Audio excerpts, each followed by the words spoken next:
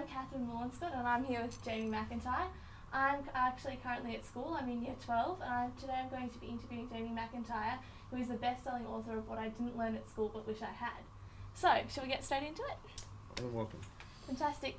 The first question that I'd love to ask you is, how did you get to where you are today? And what I mean by that is, what were you like in primary school? What was the young Jamie like before he was all successful?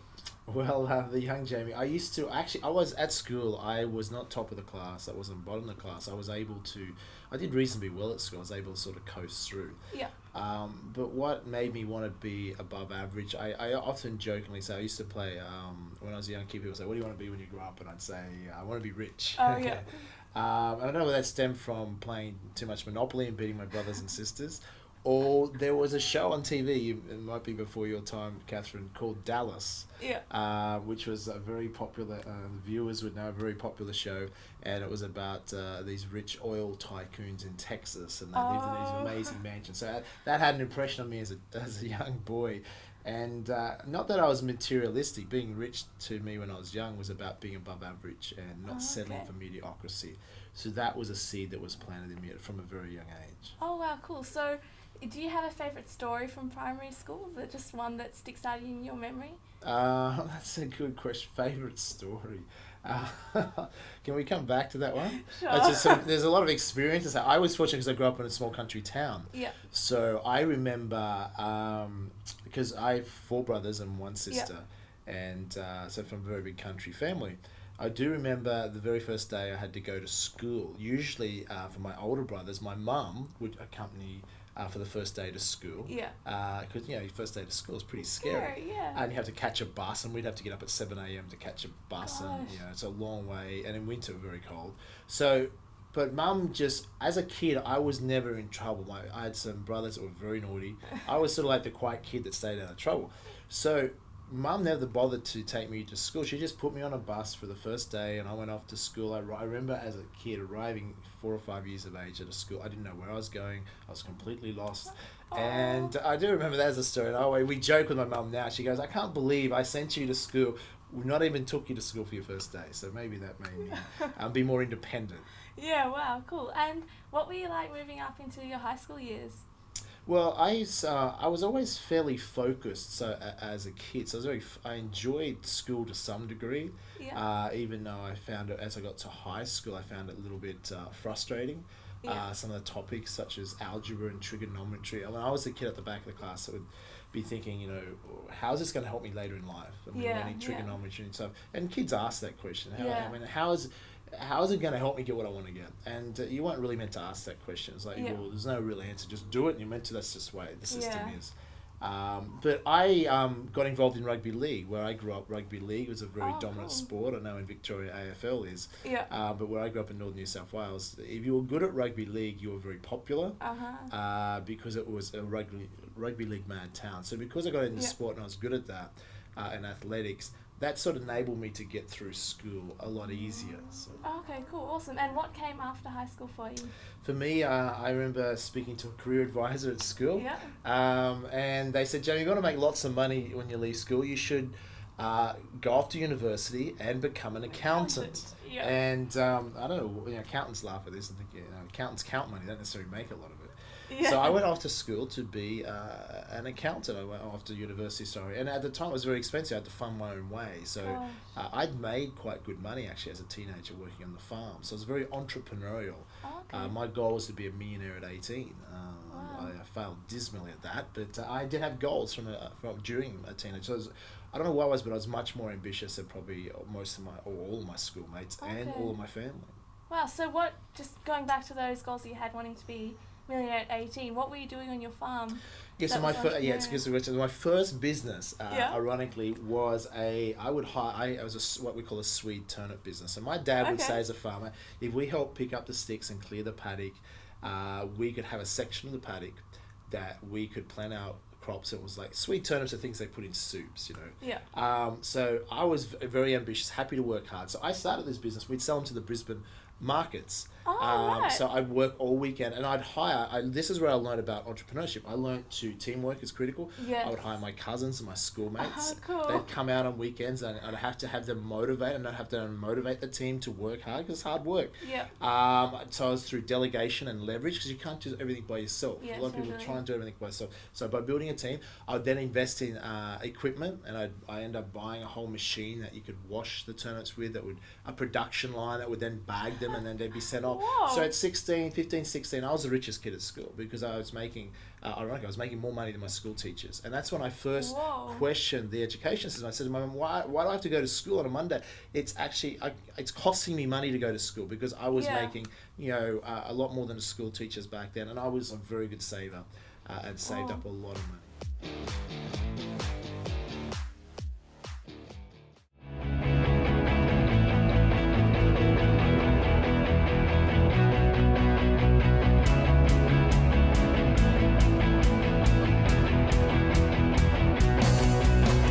First experience of a 4-day was totally overwhelming. Raise your hand, make some noise if you're excited about what you're about to learn. One of the most important things that I found from this 4-day weekend was to access all the mindset and personal development and wisdom that a lot of the great speakers and experienced speakers had to offer. My goal is, and what I think any goal should be financially, is to help you create a lifestyle. You're going to be the world's greatest. But you got to believe. You got to believe in the power that's in you, because it's in there. It's just a matter of believing and then getting it out. You are the world's greatest. We knew that he had the credibility to be able to take us by the hand and go on a journey with him. Farmers do it tough, and we knew that him and his family had done it tough. It's changed my life. Because life is too short to allow boredom to creep in and sap your energy away. There's so much to do. It's all about mindset. You can't do it, you can't do it, and it's not possible. And only birds fly. Well, no, they got big heavy steel planes in the sky, and it's happening. So it's pretty amazing when you put your mind to it, and it'll probably happen. Successful people ask for help. Successful people take advice. They continually ask others. And what's interesting, most successful people are happy to help others as long as they're committed. Because remember, the result is not how much money you make. The result is, what is it? Lifestyle. I would recommend 21st Century to anyone, because everything's possible, and anything's possible 21st century.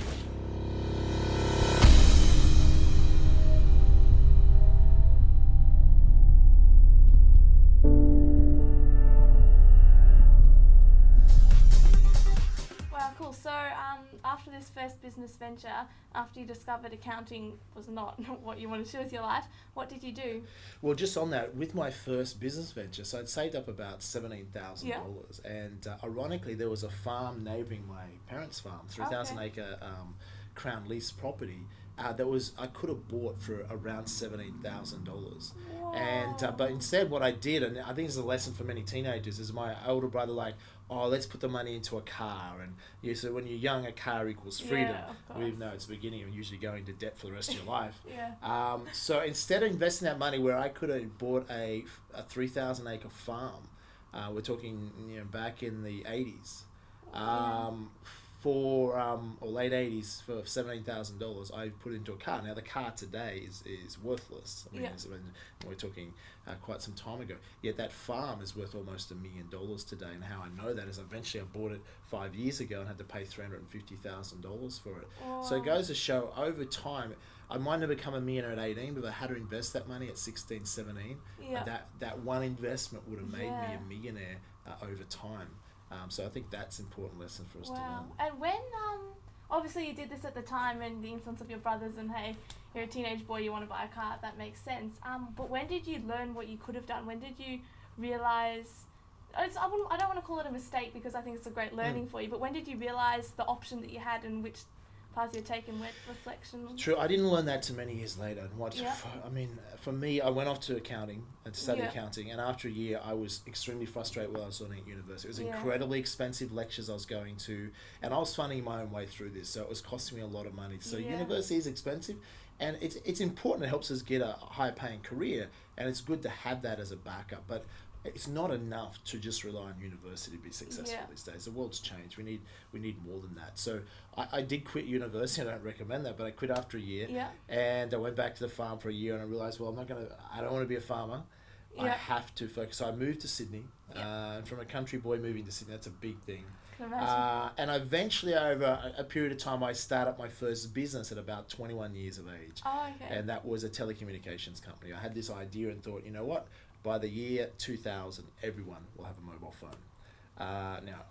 That sounds funny now because that seems blindingly obvious, but back then that was a trend that I could see.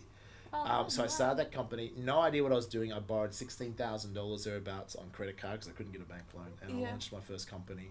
And in a period of time, I had nearly 400 agents around the country working for me. Wow. But I had no idea what I was doing. But sometimes that's the key. You just have to get started. If I knew and listened to people say, who do you think you are? You never started a business before. Where are you going to get the money from? Do you know what you're doing? You're crazy. You could lose everything. Yeah. You know, ironically, when you have no money, what are you afraid of losing everything? Most people that are afraid of losing everything have nothing to lose anyhow. Yeah. So it's irrational fear. But a business I made money and lost it all. I didn't know how to manage the money. I had never been taught at school how to manage money or financial education or business education, at least to learn that.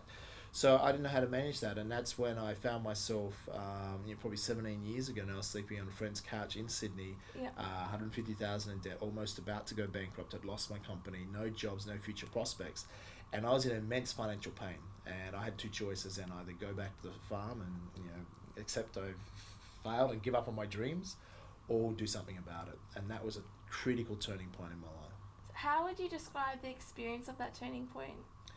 Well, I think what it does is that a lot of people say, what was the inspiration that drove you to be successful? It's more desperation than inspiration. When you have enough pain, you'll do something about it. You'll hit a threshold, you know what, I cannot stand this anymore. I don't care what I have to do. I will change my life. And I hit that point. I had so much financial pain, so I don't care. I'll do whatever it takes to be financially successful.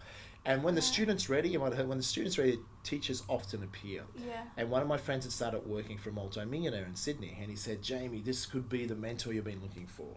And I said, well, can you try and get me a job there? And this is a critical lesson. Of course, I tried to get a job there because I wanted to mainly work to learn. Yeah. Okay, most people predominantly work to earn money. Yeah. And I think that's a mistake they make. So I went and tried to get a job because I wanted to learn from this millionaire mentor, because I really wanted to learn about financial education. I wasn't taught that at school, and there was no job there going, etc. So I didn't give up. Most people, when they're told no, they give up. I said, no, if I really want to work for a company, I'm going to find a way to do it. Wow. So I got creative, and I said, to one of the managers there, I said, here's what I'm willing to do. I'm willing to work for free for X amount of period of time. And at the end of that time, if I can convince you that I'm worthwhile, can add value to this company, you'll agree to employ me. Wow. And that's how I got a job there. And that's how I got to develop a relationship over time with a multi-millionaire, and that became my millionaire mentor. And that led to me becoming a self-made millionaire in my 20s. So willing to work for free in the beginning to get a chance set me up and made me a millionaire. Wow.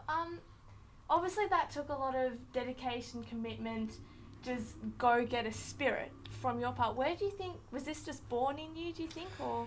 I think, that's a good question. I don't think it's born in you. I think what happens is that, here's a few good things. Playing sport, I think is very good for leadership abilities. We played rugby league as kids, being captain of the team at times, that, and teamwork, that instills into you the sense of winning. And we won a lot, so we got used to winning. Yeah. Not that we won all the time, but it means that you learn to stand up for yourself. Also, growing up on a farm, I was taught a good work ethic. Sometimes Australians aren't always work as hard as they could. On a farm, I had traditional values and hard work ethic.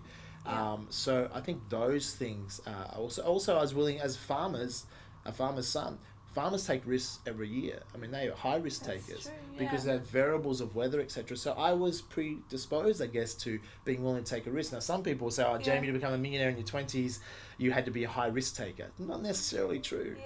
You just have to be willing to face failure. And most people avoid failure, and the very key to success is on the other side of failure is success. But if we never venture towards failure or risk it, we can't ever get to where success is. Wow, thank you. I was reading in your book how you're saying that growing up on a farm also instilled in you quite a having to work hard for your money and having to do the long hours, and how do you think you worked through this belief system of having to work hard for your money to leveraging and working smart? It's a very good point, because a lot of us our thinking around money is what we call social conditioning. So we have a certain condition that we grow up with, we get from our parents, our money conditioning, or from our churches, or whatever we believe in, what we call cultural hypnosis, where most people, for instance, will think, well, to make money, you have to, hard work equals making money. That's what you have to do. Yeah. But what I realized years later, that making money and working hard in the 21st century has absolutely nothing to do with each other. There's nothing wrong with working hard and having a good work ethic, which I appreciate that I got from my parents. Yeah. But thinking that would make me financially successful is a sense of delusion. I'll give you an example. Yeah. My dad's a farmer, worked hard all his life. On paper, he's actually a millionaire, because, and you could say, well, there's an example. My dad's a hard worker, worked all his life and become a millionaire. Yeah. Well, no, my dad became a millionaire because he was smart. He bought land, a farm or farms, many years ago for a very cheap price. And over the course of his lifetime, they rose in value. So even though he's working hard all those times, it wasn't the hard work that actually made him wealthy. It was the working smart, the appreciation of that property in value. So it's working smart that is critical, and most people don't have. So what changed that was learning off from my new mentor. What's the shortcut to success? If there is one, it's to copy. Now at school, we know we're taught not to copy. But you look at China. China is one of the greatest copiers on the planet. They're also one of the most successful nations on the planet. Now I'm not saying copy and take intellectual property like China does. Okay. So, in China, the joke is, copywriting is, Chinese think copywriting is the right to copy, okay? But if we have intellectual property, but what I suggest is we model success. So if I wanted to become a millionaire, and I didn't want to wait till I was 60 or 80 to become a millionaire, money has more value when we're younger, true. Then what I could do is I could go and find someone either that's broke and poor, or go and listen to a financial planner who's generally not wealthy. I mean, my millionaire mentor said, Jamie, if you want to listen to a financial planner, the question you'd be saying is they're trying to teach you or sell you an investment is, why haven't they done it themselves if they could show you how to become financially successful? I could go to someone like that, or I could go to a multi-millionaire that didn't inherit the money, that had to become self-made. And what might have took my millionaire mentor maybe 30, 40 years to achieve and become financially successful, if I could model or copy what he did, I could compress decades of time and knowledge into a few short years. And that's what you did. That's what I did. I compressed that learning. Wow. So in my 20s, I was able to become a millionaire because I modeled success. I mean, if you ask teenagers, say, if you want to become rich, who should you study? Poor people or rich people? It's blindingly obvious. Success is very much common sense. Unfortunately, common sense is quite uncommon. I know, it's crazy, isn't it?